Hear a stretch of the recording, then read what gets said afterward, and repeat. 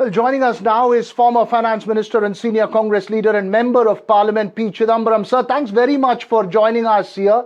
There's a heated debate that's on over the VBGRAMG bill, as it's been referred to, which aims to replace MGNREGA. Going beyond objections to the name of the bill itself, which I will focus with you in just a bit, what exactly are your concerns with the letter and spirit of this new bill? Does it go against the spirit of MGNREGA? If yes, in which specific aspects? It entirely kills the soul and spirit of MNREGA. When I first announced the program in the 2004-2005 budget, I quoted Dr. Manmohan Singh and I said, the first charge on public funds is for the poor.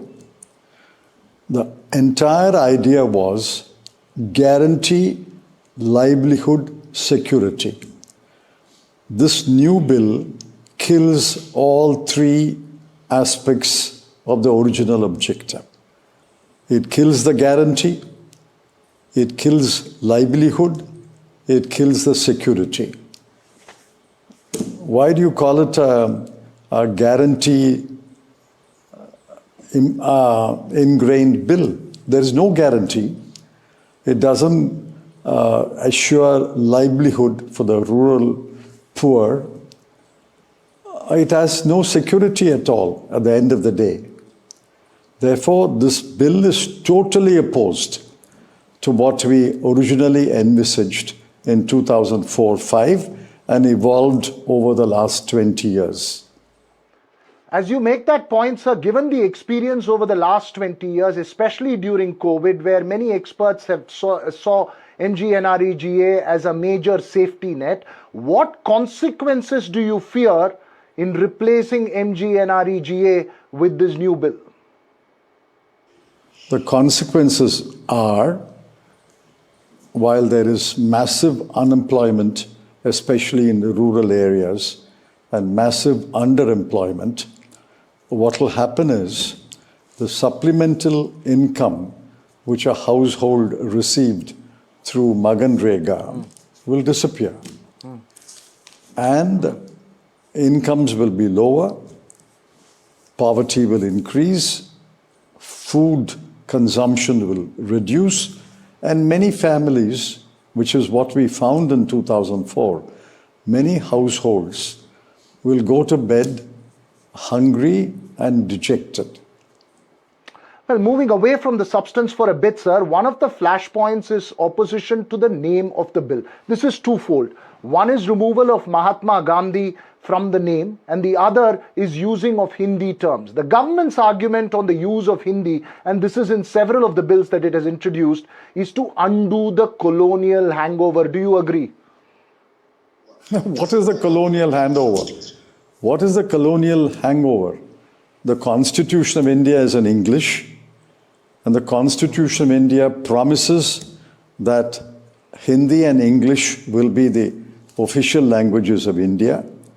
There are almost 50-55% of the people of India who are not speaking Hindi or writing Hindi. What is the colonial about English? English is a shield for the non-Hindi speaking people against Hindi imposition. Therefore, I am a non-Hindi speaking person. Now, how do I locate a bill? Earlier, you had a name in English and you translated it into Hindi. Or you had a name in Hindi and translated it into English. So those who know Hindi will access the bill through the Hindi title. Those who do not know Hindi will access the bill through the English title. Now, where am I? I don't know Hindi and I can't access a bill because it's not in English. This is an affront to the non-Hindi speaking people. And what about the removal of Mahatma Gandhi from the name of the bill? What do you make of it? I'm writing a column this Sunday.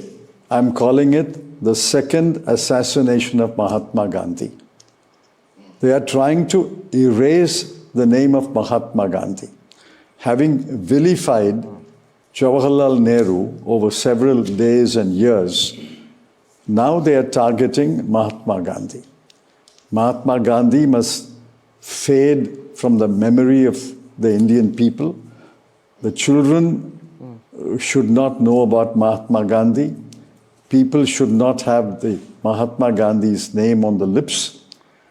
They are trying to erase Mahatma Gandhi from the nation's memory.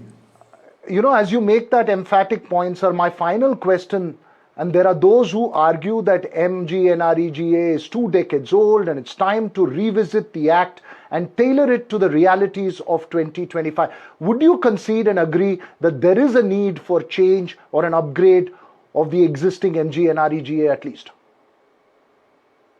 I agree. As times change and as new information is available, you should make amendments here and there. But who has brought this MNREGA scheme to the present pass? See, over the several years, although 100 days was guaranteed in the bill, the average number of days for which people got work, all India average, was about 50. But in 25-26, it has come down to 35 so far. It may rise to 50. So you have not been able to guarantee the 100 days that you promise. So the changes you should make is to increase the number of average days to 100. And then the wages have increased, of course, because we made it a policy that the wage will be indexed to inflation, and the wages have increased year after year because of inflation. But the households that complete 100 years, we promise that we will increase it to 150 days. So I have no objection to increasing it to 125 days, but you must increase it. The average must be increased to close to 100. It is only 50. And in this year, it is only 35 so far. 9 months are over. And then the allocation has declined. For example, in 2021, they allocated 1,11,500 crore. In 21-22, the allocation was reduced to 98,000 crore. And in 22-23, it was further reduced to 69,000 crore.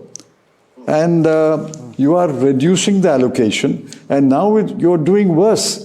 You say, I'm responsible only for 60%.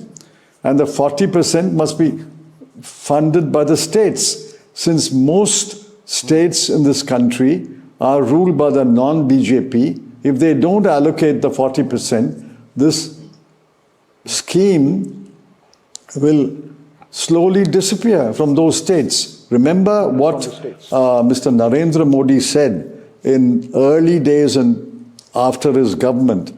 He said, I will maintain MNREGA as a monument to your failure, monument to the UPA's economic failure.